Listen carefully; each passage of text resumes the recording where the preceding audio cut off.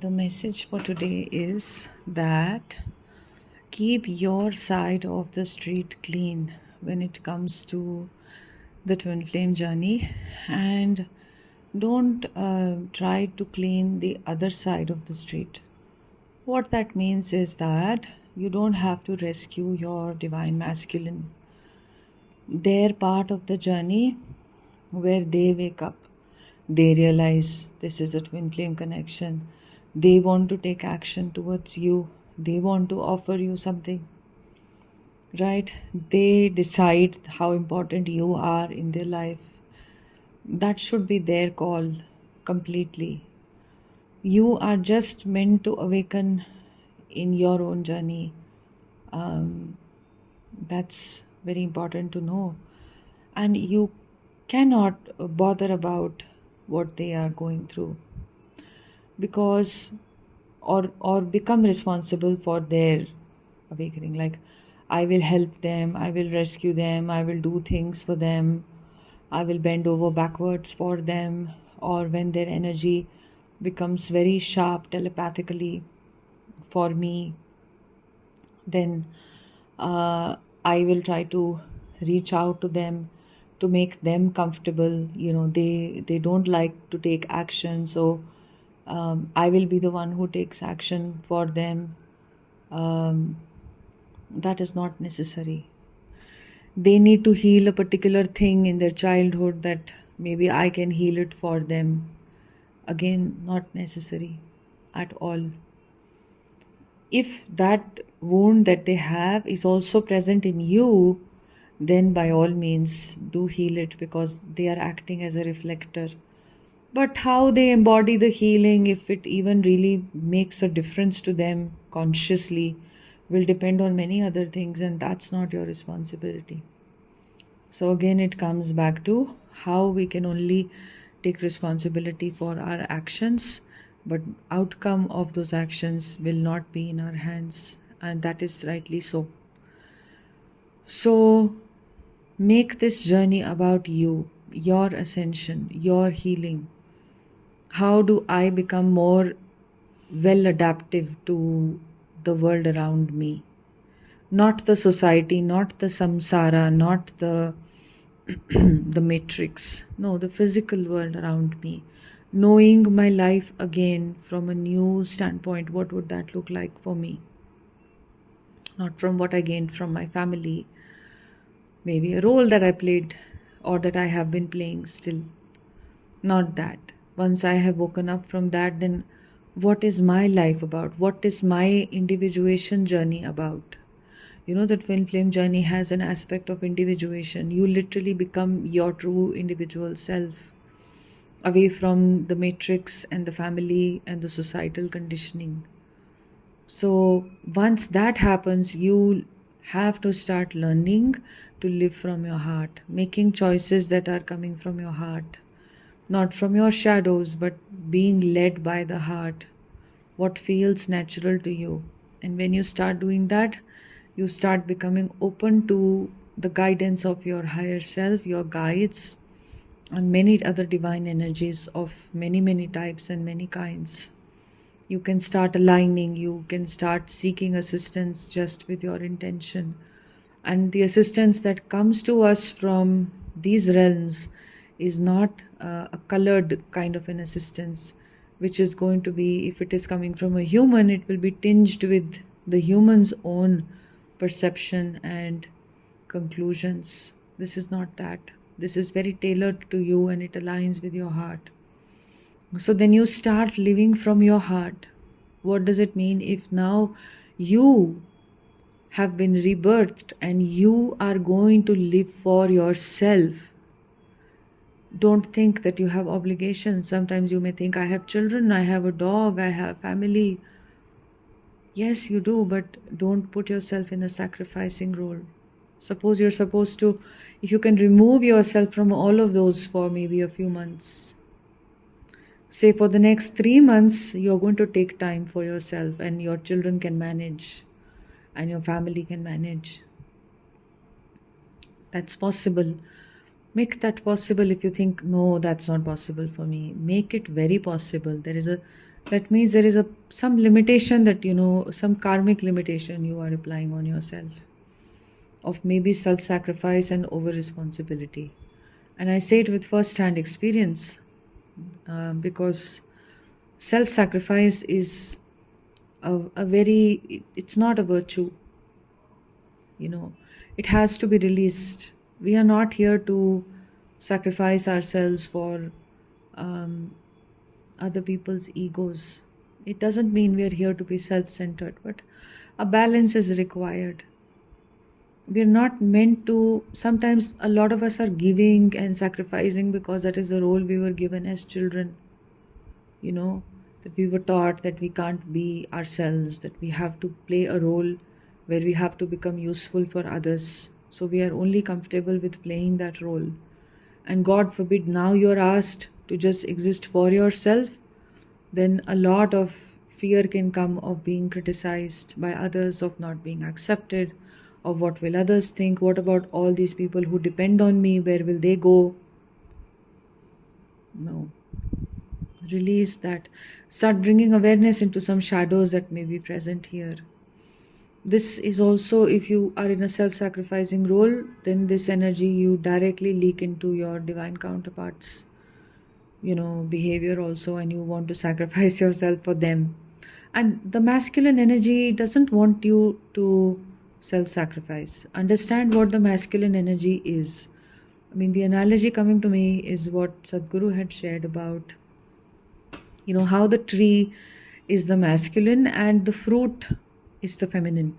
And the entire purpose of the tree is to bear fruit. Okay. So the fruit doesn't have to now try to make the tree grow or do things or whatever. The purpose is already implicit and already present in the growth of the tree.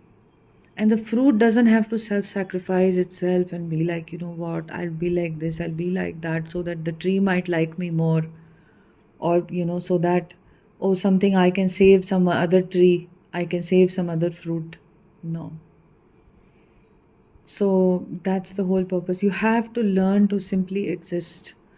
And that may mean to cut out self sacrifice from your energies. And this is very hard because mostly spiritual teachings will start leaning into over compassion, be compassionate, be kind, you know, to the extent where maybe such advice is for people who are not already compassionate and kind. And they need to be moralized into compassion and kindness. But the default for most people on this journey is already they're kind and compassionate. The default for them is that. So this type of a teaching can be very difficult. The teaching for many who are empaths, etc., or have an abusive history is start learning to be assertive. Not assertive against somebody, but assertive just for yourself.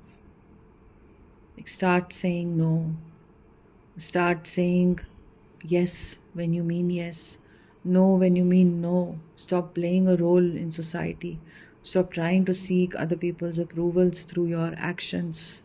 Become aware of all of this. Otherwise, nothing, the journey just becomes very long drawn and repetitive. And the universe is just teaching you this, how to become totally and absolutely loving towards yourself, how to not be harsh or critical towards yourself, how to give yourself some breathing room, how to allow yourself the manifestation of your full existence, the full worth that you carry as a being. This is what it is to be a divine feminine. This is what the soul is choosing for you through this journey. This is not an ordinary life for you, and your life is not like the lives of other people around you.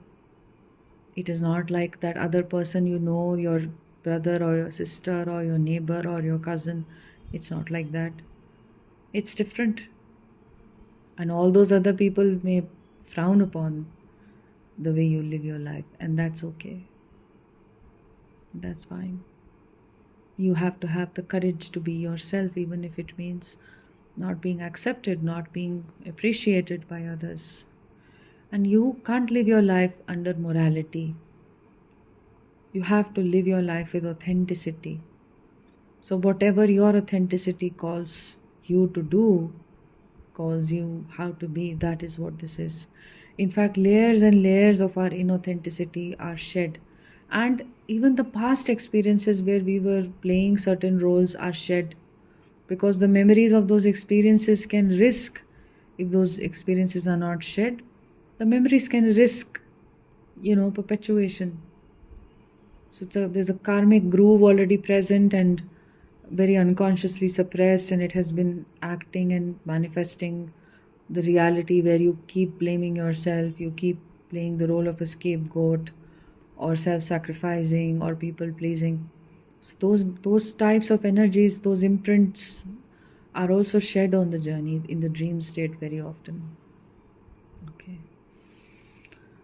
So living in truth with yourself, not in denial anymore, not in dissociation anymore of any kind, allowing the pain, allowing, sometimes it is painful maybe to be alone for some of you, or painful to be with certain people, or painful in the journey, because these awakenings are not painless. I mean, quite the contrary. So, allowing all of that, it starts to free you. Instead of dissociating, you're going to sit now with the contradictions that are present within you. The multiplicity of desires, as well as the suppression of the desires, as well as the morality of, is it wrong to even have a desire? I mean, the human mind can carry these complex and contradictory thoughts, and sometimes the contradiction is so extreme that we want to escape from it into dissociation rather than sitting with it, because it may feel like there is no resolution to the inner contradiction. It can be that I want union, but at the same time, I don't want it, I can't have it, or some other reason I also want that, which is not compliant with this, blah, blah, blah. Right? So, to allow these inner contradictions, to fully see them, to question them, to let them be, and then you stop dissociating, and then you stop arriving in the now moment totally and wholly and completely. And once these dissociations are released and these contradictions are resolved with time, with your awareness, with divine assistance that I spoke of, the assistance that you get from higher energies and the voice of your own heart, slowly and gradually you start coming at peace, and you start realizing that this is who I am and this is what I want out of my life. I want my life to look like this. This will be the best way in which I can live my life. What is the best way in which you can live your life? What is the absolute thing that if you do that, it will make you very happy? Do not answer these questions from your brain. Write these questions down and find these answers from your heart. And keep inquiring till you have arrived at the answer that you know is coming from the soul of the soul, as they say, the heart of the hearts. Really, really, I want this in my life. It's going to give you so much clarity to know your inner desire. Like, truly, what do you want? What is going to be a successful life for you if you are on the deathbed and there are no regrets because I actually did this with my life? That I really wanted to do. Then there are no regrets. I can go peacefully and I don't have another lifetime to come and to replay that desire in another body. All that I don't want to do. That much honesty with yourself is required, and that will mean to release dissociation and to come into the contradiction of the thoughts, the complexity and the pain and the discomfort of it all, the discomfort of the way life is presenting itself right now.